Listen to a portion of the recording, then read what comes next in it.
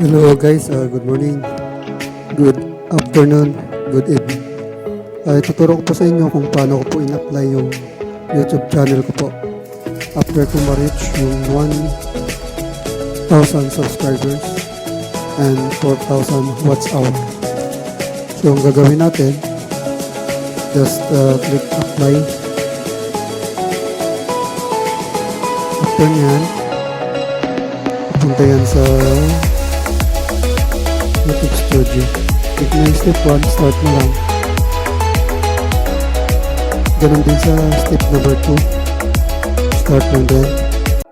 Tapos, since wala pa tayong account sa AdSense, then click continue.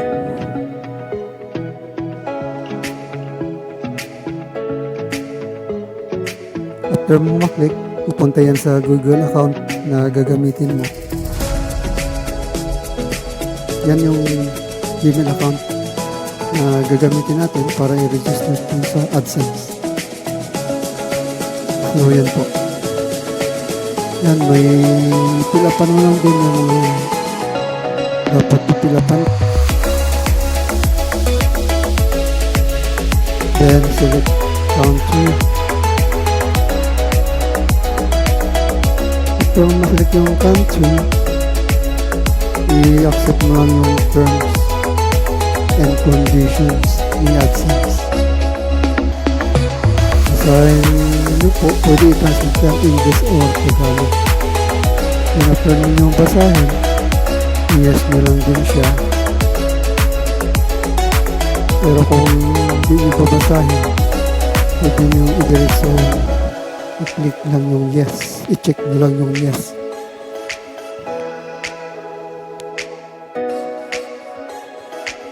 After nyo maklik yung yes, ma-accept yung terms and condition,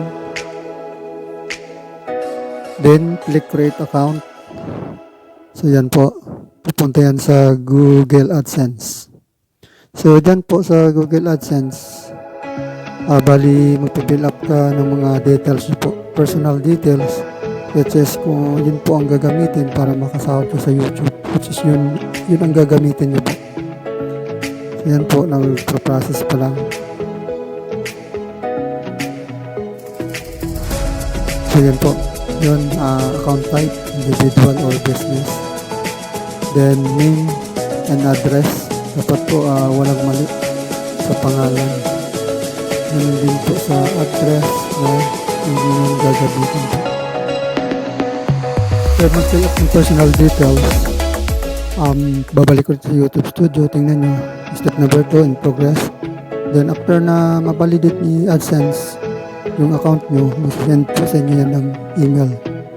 Then so once na-receive nyo yung email, automatic step number 3, i-review na yan ni YouTube channel yung account nyo.